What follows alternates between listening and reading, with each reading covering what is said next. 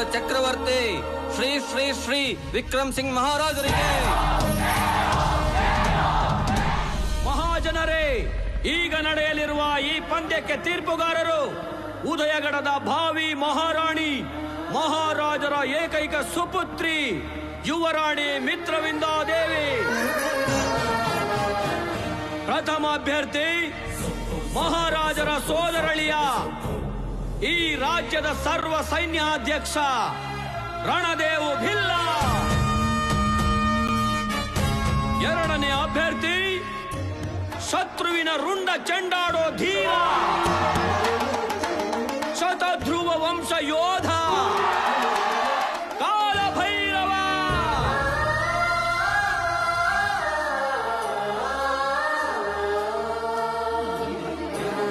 ಕಾಲಭೈರವ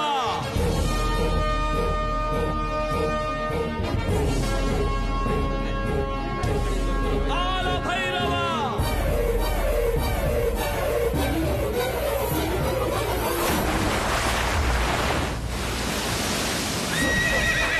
ಅಲ್ಲಾಡಿ ಭೈರವ.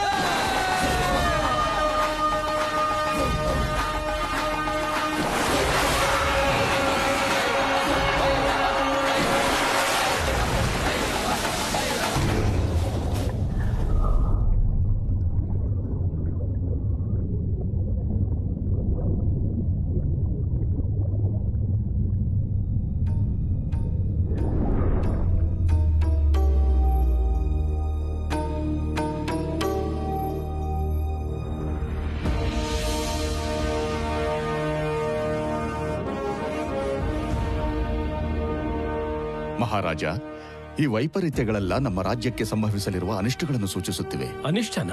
ಹೌದು. ಅದು 400 ವರ್ಷಗಳಿಗೊಮ್ಮೆ ಸಂಭವಿಸುವ ಅಷ್ಟಗ್ರಹ ಕೂಟಮಿ. 8 ಗ್ರಹಗಳು ಭೂಮಿಗೆ ಅತಿ ಸಮೀಪ ಬಂದು ಹಗಲಿನಲ್ಲೂ ಕಾಣಿಸುವಂತಹ ಪ್ರಕಾಶಮಾನದಿಂದ ಪ್ರಜ್ವಲಿಸುತ್ತವೆ. ಇದು ನಡೆದ 3ನೆಯ ದಿನ ಉಲ್ಕೆಯೊಂದು ಭೂಮಿಗೆ ಬೀಳುತ್ತೆ. ಯುವರಾಣಿಯ ಜನ್ಮ ನಕ್ಷತ್ರದ ಪ್ರಕಾರ ಅದು ನಮಗೂ ನಮ್ಮ ಸಾಮ್ರಾಜ್ಯಕ್ಕೂ ಬಹಳ ನಷ್ಟ ಉಂಟು ಮಾಡುತ್ತದೆ ಮಹಾರಾಜ. ಈ ಪ್ರಮಾದ ನಿವಾರಣೆಗೆ ಮಾರ್ಗ ಗುರುದೇವ? ಅದು ಯಾವ ರೂಪದಲ್ಲಿ ಸಂಭವಿಸುತ್ತೋ ಗೊತ್ತಾಗುವುದಿಲ್ಲ. ಹೌದು ಮಹಾರಾಜ, ಆ ಸಂಕೇತಗಳು ಕಣ್ಣಿಗೆ ಬೀಳ್ತಿವೆ. ಗೂಢಾಚಾರರ ಸಮಾಚಾರದ ಪ್ರಕಾರ ಉದಯಗಡದ ಸರಹದ್ದಿನಲ್ಲಿ ಸುಮಾರು 1,00,000 ಮಂದಿ ಸೈನ್ಯದ ಜೊತೆ ಶೇರ್ ಖಾನ್ ದಾಳಿಗೆ ಸಿದ್ಧವಾಗಿದ್ದಾನೆ ಅಂತ ಗೊತ್ತಾಗಿದೆ. ಶೇರ್ ಖಾನ?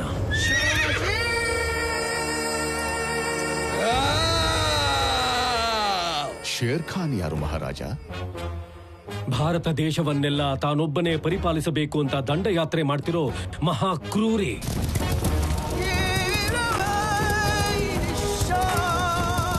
ಶೇರ್ ಖಾನ್ ಕಣ್ಣಿಗೆ ಬಿದ್ದ ಪ್ರತಿ ರಾಜ್ಯವು ಅವನ ಸಾಮರ್ಥ್ಯಕ್ಕೆ ತಲೆಬಾಗಿ ಸಾಮಂತರಾಗಬೇಕು ಅಥವಾ ಅವನನ್ನು ಎದುರಿಸಿದವರು ಸರ್ವನಾಶವಾಗಬೇಕು. ಈಗ ಆ ಪ್ರಳಯ ಮಾರುತ ನಮ್ಮ ಮೇಲೆ ಬೀಸುತ್ತಿದೆ ಗುರುದೇವ.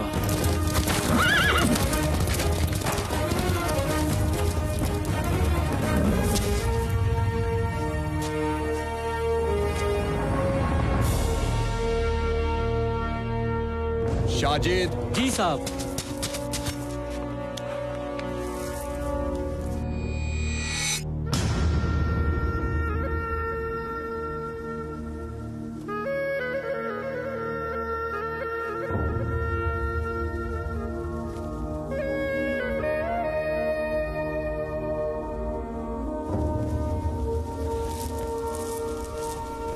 ಉದಯಿಗಢ್, ವಾಹ್ ಕ್ಯಾ ಖೂಬ್ಸೂರತ್ ಹೈ. ಉಸ್ಮಾನ್ ಜಿ ಸಾಬ್, ಇನ್ನೊಂದು ವಾರದ ಒಳಗೆ ಆ ಕೋಟೆಯ ಮೇಲೆ ನಮ್ಮ ಧ್ವಜ ಹಾರಬೇಕು. ವಾರಕ್ಕೆ ಯಾಕೆ ಕಾಯಬೇಕು ಶೇರ್ ಖಾನ್ ಸಾಬ್? ನಿಮ್ಮ ಆಜ್ಞೆ ಇದ್ರೆ ಒಂದಿನ ಸಾಕು. ನಹಿ ಉಸ್ಮಾನ್, ನೀವು ಅಂದ್ಕೊಂಡಿರೋ ತಪ್ಪು. ಓಡಿ ಹೋಗೋ ಅನ್ನೋ ಪದಾನೇ ಅವ್ರಿಗೆ ಗೊತ್ತಿಲ್ಲ. ಅಲ್ಲಿ ಸೈನಿಕರಿಗೆ ತರಬೇತಿ ಕೊಡೋದು ಯಾರೂ ಗೊತ್ತಾ? ಶತಧ್ರುವ ವಂಶ ಯೋಧ ಕಾಲ ಭೈರವ. ಕಾಲ ಭೈರವ? ಓ ಭಗವಾನ್ ಹೇ ಕ್ಯಾ? ಅವನ ಎದೆಗೂ ಕತ್ತಿ ಇಳಿಸಿದ್ರೆ ಬರೋದು ನೆತ್ತರೆ ಮಾನ್ ಸಿಂಗ್. ನಿಜಾನೇ ಶೇರ್ ಖಾನ್ ಸಾಬ್, ಆದ್ರೆ ಆ ಕತ್ತಿ ಇಳಿಸೋ ಗಂಡಿರ್ಬೇಕಲ್ಲ. ಇಲ್ಲಿವರೆಗೂ ಅವ್ರ ವಂಶದಲ್ಲಿ ಯಾರು 30 ವರ್ಷಕ್ಕಿಂತ ಹೆಚ್ಚಿಗೆ ಬದುಕಿಲ್ಲ ಅಂದ್ರೆ ಸಾವಂದ್ರೆ ಅವ್ರಿಗೆ ಎಷ್ಟು ಪ್ರೀತಿನೋ ಆಲೋಚನೆ ಮಾಡಿ. ಆ ವಂಶದಲ್ಲಿ ಹುಟ್ಟಿದ ಯಾವೊಬ್ಬನು 100 ಮಂದಿನ ಬಲಿ ಪಡೆಯದೆ ಸಾಯಲ್ಲ. ನೆನ್ಪಿಟ್ಕೋ ಮಾನ್ ಸಿಂಗ್, ಈಗ ಈ ಶೇರ್ ಖಾನ್ ಹೊಸ ಇತಿಹಾಸ ಬರಿತಾನೆ.